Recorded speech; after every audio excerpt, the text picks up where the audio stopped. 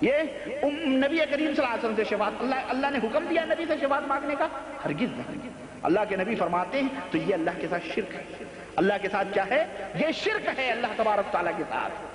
اور اللہ تعالیٰ تو بچوں کو بھی شفاعت کا حکم دیا ہے، دے گا۔ اللہ کے رسول صلی اللہ علیہ وسلم فرماتے ہیں بچے بھی شفاعت کریں گے، فرشتے بھی شفاعت کریں گے۔ تو پھر مانگو جبریل علیہ السلام مجھے شفاعت دے دو، میرے بیٹے جمن تو 10 سال میں مر گیا، میری شفاعت دے دے مجھے، ہیں میرے کلو جمراتی سبراتی مجھے شفاعت دے دے، ہیں بچے بھی شفاعت کریں گے۔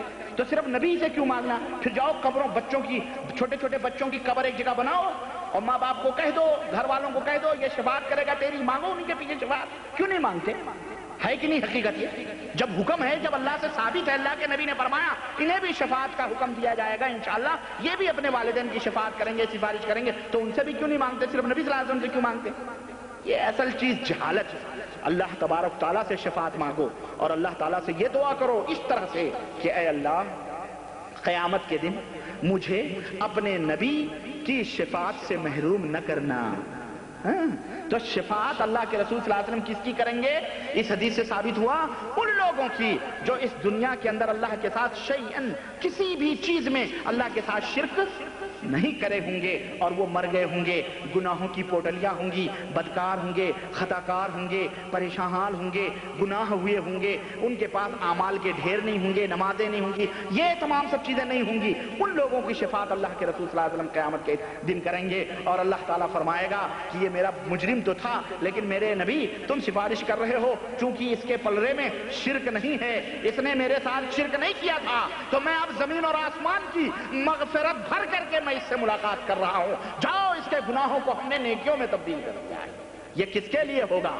یہ موحدوں کے لیے ہوگا جو اللہ کے ساتھ شرک نہیں کرتے ہیں، اور جو دن رات درگاہوں کی چوکھٹیں چومتے ہیں، قبروں کی پوجا کرتے ہیں، چادریں چڑھاتے ہیں، مرغے ذبح کرتے ہیں، ڈفلے اور سارنگیاں پیٹتے ہیں، بھنگڑے ڈالتے ہیں، پیروں کو غیب داں سمجھتے ہیں، مرشدوں سے دعائیاں لیتے ہیں، مردوں کو پکارتے ہیں، اور ہر جگہ انہیں حاجت روا سمجھتے ہیں، مشکل گشا سمجھتے ہیں، روزی رساں سمجھتے ہیں، یاد رکھو یہ اللہ تعالیٰ کے ساتھ شرک ہے، کھلا ہوا شرک ہے۔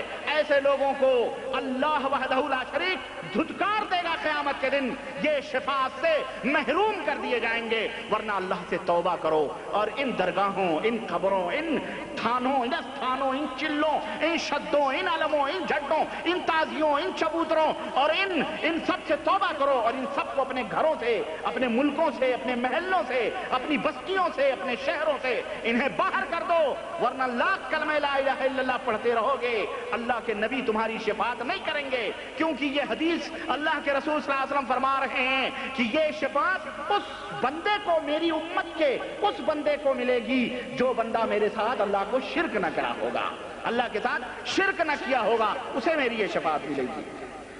تو میرے دوست، یہ اللہ کے رسول صلی اللہ علیہ وسلم سے محبت کرنے کے اسباب اور وجوہات ہیں، اس وجہ سے اللہ کے نبی صلی اللہ علیہ وسلم سے محبت کرنا واجب اور ضروری ہے۔ آخری بات کہہ کے میں اپنی بات ختم کرنا چاہتا ہوں کہ یہ محبت کیسے زیادہ ہو سکتی ہے؟ کوئی کہہ سکتا ہے کہ جناب ہم کیسے سمجھیں کہ ہم اللہ کے نبی سے محبت کرتے ہیں، ہم کیسے سمجھیں، اور کیا وہ اعمال ہیں جن کے کرنے سے ہم اللہ کے نبی سے محبت کر سکتے ہیں، جن کے کرنے سے یہ پتہ چل سکتا ہے کہ اللہ کے نبی کا عاشق ہے، جن کے کرنے سے یہ پتہ چلے ہمارے محبت کے اندر زیادتی ہو؟ کیا طریقے ہیں، کیا اس کے راہ ہیں اللہ کے نبی کی محبت کو اپنے دلوں میں بٹھانے کے، زیادہ کرنے کے؟ تصور مدینہ کرا کے بتیاں بجھوا کے، بہت سارے لوگ نبی سے محبت کرنے کا دعویٰ کیا کرتے ہیں؟ بتی گل کرو، حق خو کے نعرے لگاؤ، مدینے کا تصور کرو، اور نبی صلی اللہ علیہ وسلم خواب میں آئیں گے۔ نبی صلی اللہ علیہ وسلم کہاں آئیں گے؟ تمہیں تصور کرو کہ تمہاری آنکھوں میں مدینے کا دروازہ کھل جائے گا اور نبی صلی اللہ علیہ وسلم تمہیں سلام کریں گے، سب کچھ کریں گے۔ یہ تصور مدینہ پاکستان میں اور دوسرے ملکوں میں یہ ہری پٹی والے نکلے ہیں، ہر جگہ ہر محفلوں میں تصور مدینہ کراتے ہیں، لائٹ بجھوا کے تصور مدینہ کرواتے ہیں، نعوذ باللہ۔ یہ محبت، میں آپ کو بتاؤں کہ محبت نبی کریم صلی اللہ علیہ وسلم کی دلوں میں بڑھانے کے طریقے کیا ہیں؟ نمبر 1 طریقہ یہ ہے کہ آپ اللہ کے رسول صلی اللہ علیہ وسلم اور ان کی حالات زندگی، ان کی سیرت پاک کا مطالعہ فرمائیں۔ اللہ کے نبی پیدا ہوئے، اللہ کے نبی کو نبوت دی گئی، اللہ کے نبی نے کس طرح سے مصیبتیں برداشت کی، آپ کے حالات پڑھیں، سیرت کی کتابیں پڑھیں، سیرت کا مطالعہ کریں، ایک ایک نقطے کو غور سے دیکھیں، سوچیں، پھر آپ کے دلوں کے اندر تب پیدا ہوگی محبت وہ اللہ کے رسول صلی اللہ علیہ وسلم کی۔ میلاد نبی منانے سے، جھنڈے فلیک لگانے سے، اور کیا کہتے ہیں جلوس عید میلاد النبی نکالنے سے، نیاز فاتحہ کرنے سے، میلاد وغیرہ جو ہر سال مناتے ہو، اس سے محبت نہیں پیدا ہوتی ہے، اس سے محبت نہیں پیدا ہوتی ہے۔ میں بتاؤں گا کہ یہ چیزیں کیا ہیں۔ محبت نبی کریم صلی اللہ علیہ وسلم کی سیرت پاک کا مطالعہ کرنے سے، ان کا ذکر کرنے سے، ان کی یاد کرنے سے کہ آپ اللہ کے رسول صلی اللہ علیہ وسلم کی سیرت کا ایک صفحہ سوتے ہوں تو ایک صفحہ پڑھیں، آپ سوتے وقت، اٹھتے وقت، بیٹھتے وقت یہ سوچیں کہ اللہ کے رسول صلی اللہ علیہ وسلم کی سیرت پاک کیا ہے، آپ کے حالات کیا ہیں۔ اور دوسری چیز، اس سے محبت کے اندر زیادتی پیدا ہوگی۔ اور دوسری چیز، نبی کریم صلی اللہ علیہ وسلم سے محبت کی زیادتی کا پیدا کرنے کا طریقہ یہ ہے کہ آپ اللہ کے رسول صلی اللہ علیہ وسلم کی سنتوں میں مشغول ہو جائیں۔ آپ صلی اللہ علیہ وسلم کی قولی اور فعلی اور عملی جو سنتیں ہیں ان کو ڈھونڈیں، تلاش کریں۔ اللہ کے نبی کیسے کھانا کھاتے تھے، اللہ کے نبی کیسے نماز پڑھتے تھے، اللہ کے نبی کیسے اٹھتے تھے، اللہ کے نبی کیسے بولتے تھے، حمام میں کیسے جاتے تھے، سوتے کیسے تھے، اور روزے کیسے رکھتے تھے، حج کیسے کرتے تھے، اخلاق کیسا تھا۔ ہر چیز کے اندر آپ سنت ڈھونڈیں، ہر چیز کے اندر کیا ڈھونڈیں؟ سنت ڈھونڈیں، اللہ کے نبی کا طریقہ ڈھونڈیں، تب محبت پیدا ہوتی ہے اللہ کے رسول صلی اللہ علیہ وسلم سے۔ جب سنتوں سے محبت کرو گے، اور یہی تو جب سنتوں سے محبت ہوگی، یہی اللہ کے نبی سے محبت میں زیادتی کرنے کا طریقہ ہے۔ لیکن ان لوگوں سے جن کے سامنے اگر حدیث رسول پڑھا جائے، نبی کی سنت بتائی جائے کہ نماز اس طرح پڑھو، نبی نے پڑھا ہے، تو ان کے منہ ایسے بگڑتے ہیں جیسے 5-10 لیمو نچوڑ دیے گئے ان کے منہ میں، ایسے منہ بگڑتے ہیں، ایسے بدکتے ہیں جیسے کسی نے سوئی چبھو دی ہو گھوڑے کی ران میں تو بدک کے دور بھاگتے ہیں۔ یہ کوئی ہمارے امام نے نہیں فرمایا۔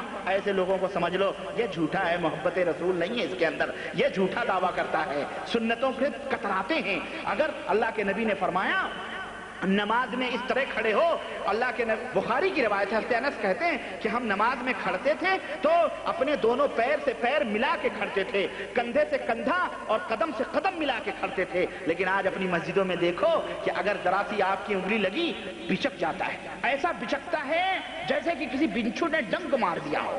کہو بھائی یہ سنت ہے، کہتے ہیں یہ نہیں، اس سے تشویش پیدا ہوتی ہے۔ میرے گاؤں میں ایسا ایک حجام تھا بیچارہ، وہ جو ہے بہت بڑا اپنے آپ کو جو ہے کیا کہتے ہیں قبر کا پجاری سمجھتا تھا، بہت پیالہ والا پیا تھا، پیر صاحب کا مرید تھا وہ۔ تو اتفاق سے میں گیا نماز پڑھنے، میں جاتا تھا نماز پڑھنے اور بعد میں دہراتا تھا۔ اب جناب علی میں تو اپنا نیت وت باندھ کے اور جناب پیر سے پیر ملایا، وہ کھسکنا شروع کیا۔ میں سوچا میں سمجھ لیں مشرک ہیں، قبر پرست، ان کے پیچھے تو نماز ہوتی نہیں ہے، چلو آج یہی صحیح۔ تو جب اس نے پیر کھسکایا تو میں نے اسی کی طرف پھر کھسکایا، تھوڑا پھر کھسکایا تو پھر کھسکایا، میں کھسکا، اللہ کی قسم اتنی جگہ ادھر چھوٹ گئی میں اس کو۔ اور یہ لوگ کھڑے بھی ہوتے نا کہ ایک صف جو ان کی بنتی ہے، ان لوگوں کی صفوں میں تقریباً 10-15 آدمی اگر بیچ میں ڈال دو تو آ جائیں گے، اتنے دور دور کھڑتے ہیں۔ اسی لیے اللہ تعالیٰ نے بھی ان کے دلوں کو دور بنایا ہے، یہ ایک دوسرے سے دشمن، اسی طرح ایک دوسرے سے ہٹتے ہیں، اسی طرح ان کے اندر اختلافات بھی پائے جاتے ہیں، اس طرح سے نفرتیں ان کے اندر پیدا ہوتی ہیں۔ لیکن جو لوگ مل کے کھڑے ہوتے ہیں، اب میں نے کہا ہماری نماز تو بس اللہ ہی خیر کرے، آج میں نے ملا کے اس کو بالکل دونوں پیر وہ اپنا ملا کے یوں کھڑا ہو گیا، میں بھی سٹا کے کھڑا ہو گیا۔ میں نے کہا آج دیکھ لیں گے اس کو۔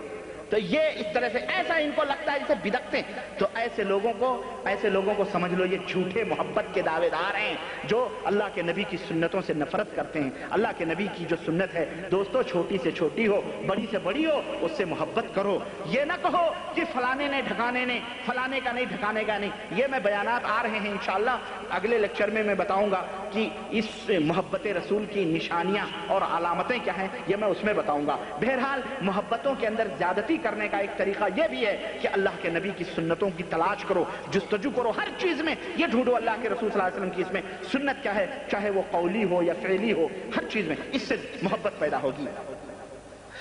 تیسری سبب یہ ہے کہ اللہ تعالیٰ نے ایک عظیم نعمت ہمیں دی ہے، اور وہ ہے ہمارے نبی صلی اللہ علیہ وسلم کو اس دنیا کے اندر بھیجا ہے، جو ہمارے لیے سعادت اور خیر و بھلائی ہیں، جنہوں نے ہمیں جہنم سے جنہوں نے ہمیں سیدھی راہ بتائی، جہنم سے ہمیں بچایا، جہنم سے ہمیں ڈرایا، اللہ کا علم عطا فرمایا، اللہ کی معرفت بتلائی، اللہ کے توحید کا علم ہمیں بخشا، اور انہوں نے اللہ سے ہمیں ملایا۔ یہ بہت بڑی عظیم نعمت ہے۔ ہم گمراہ تھے، ذلیل تھے، حرام کھاتے تھے، سب کچھ کرتے تھے، پر اللہ کے رسول صلی اللہ علیہ وسلم آئے اور اس آپ کی نعمت آئی، اللہ نے اس نبی کو نعمت کی شکل میں بھیجا، اور انہوں نے ہمیں خیر و بھلائی سے نوازا، اور امت جب تک ان کی اتباع اور پیروی کرتی رہی تب تک دنیا کی حکمرانی کرتی رہی، لیکن امت جو ان کی پیروی سے دور ہوتی گئی، دنیا کی ذلت و رسوائیاں اس کے اوپر آتی گئی۔ تو یہ اللہ کے نبی عظیم نعمت ہیں، اس نعمت کی قدر کریں،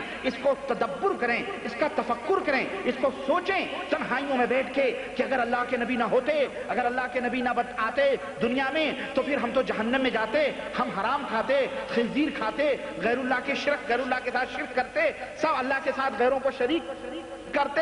تو یہ اللہ کے نبی ایک عظیم نعمت ہے، تو اس نعمت کو سوچیں، تب جا کر کے اللہ کے نبی کی محبت آپ کے دلوں کے اندر پیدا ہوگی۔ پیدا تو ہے بہرحال ہر مسلمان کے اندر ہے، لیکن اس کے اندر اس سے زیادتی پیدا ہوگی۔ اور چوتھی اور آخری چیز یہ ہے کہ کثرت کے ساتھ اللہ کے رسول صلی اللہ علیہ وسلم کے اوپر درود اور سلام